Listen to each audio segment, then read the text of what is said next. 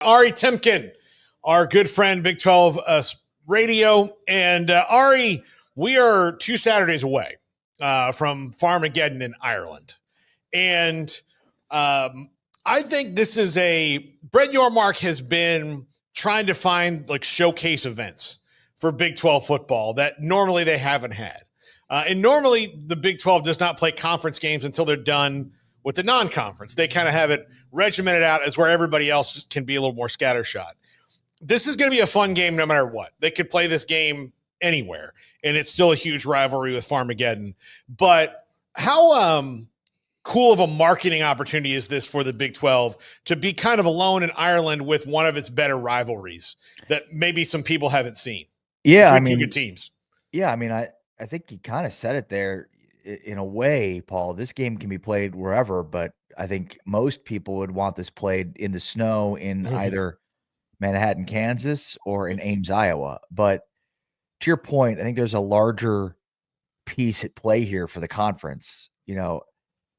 Number one, when the conference goes back to market for its media rights deal, it needs to have a really good narrative to tell, the other networks, what size audiences they have. And this is the type of game that can really help grow a pretty tremendous audience. This is a game that probably should rank as high as any game across the entire season, because every other week, the Big 12 is going head to head with SEC and Big 10 matchups that are, most likely going to trump them from, a rating standpoint. So this gives them a leg up to start the year.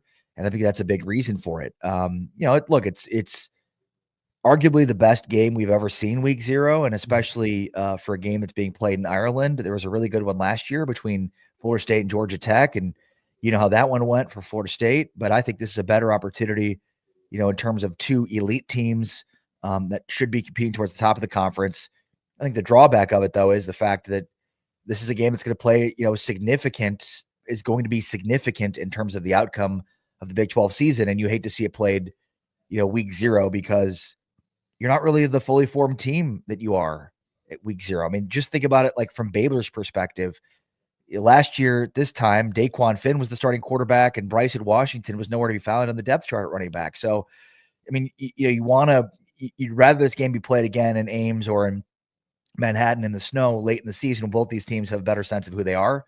But I think I understand, and they understand the opportunity that this presents for the Big 12.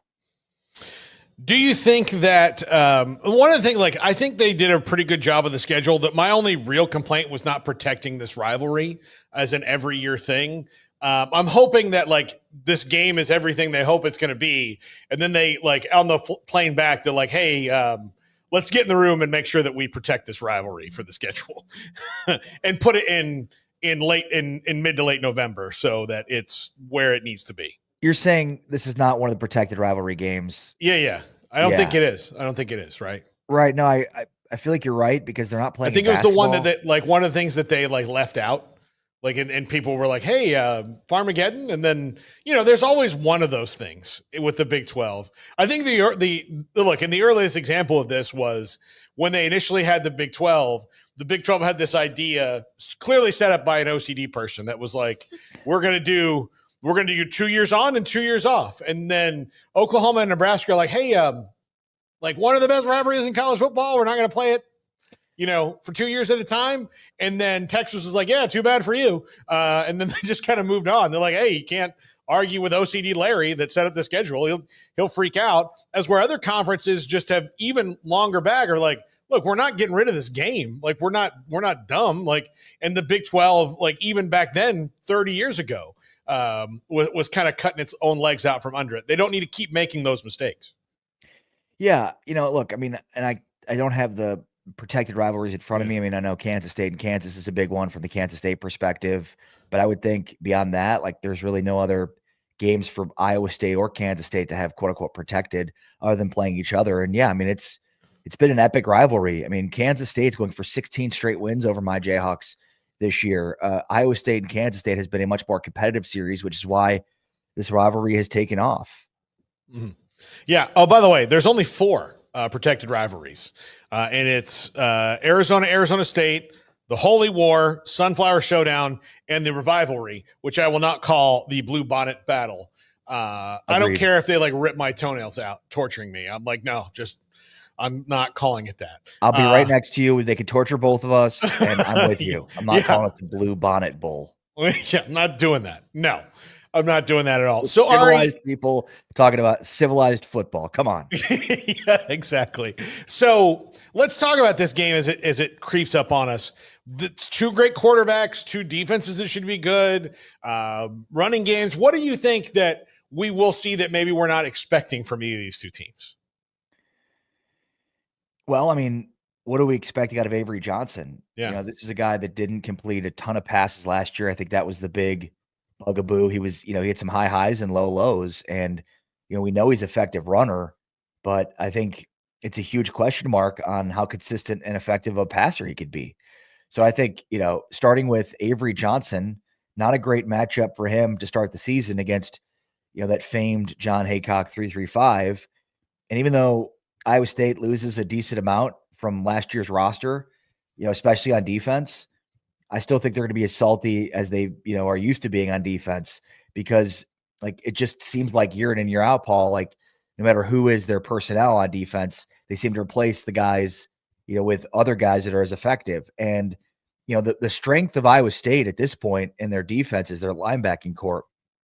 I mean, they were decimated by injuries last year in their linebackers, which the silver lining of it was, you get an opportunity now to showcase a lot of those guys that were thrust into the situation to have to play, and you return the guys from injuries, Caleb Bacon and, Ebel, and just a long list of really good linebackers. So I think like tough matchup for Avery Johnson out of the gate, because this is a really good elite defense with Dom Orange, and then interior of that defensive line for Iowa State to lead the charge. And then offensively, like it'll be a whole new Iowa State look.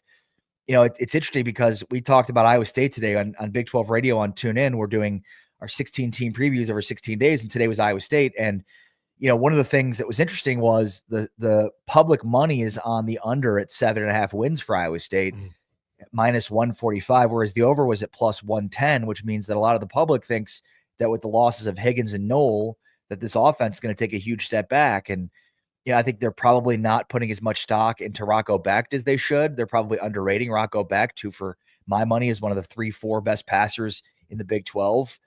This is a guy that had 8 rushing touchdowns, go along with, his second consecutive 3,000-yard passing season.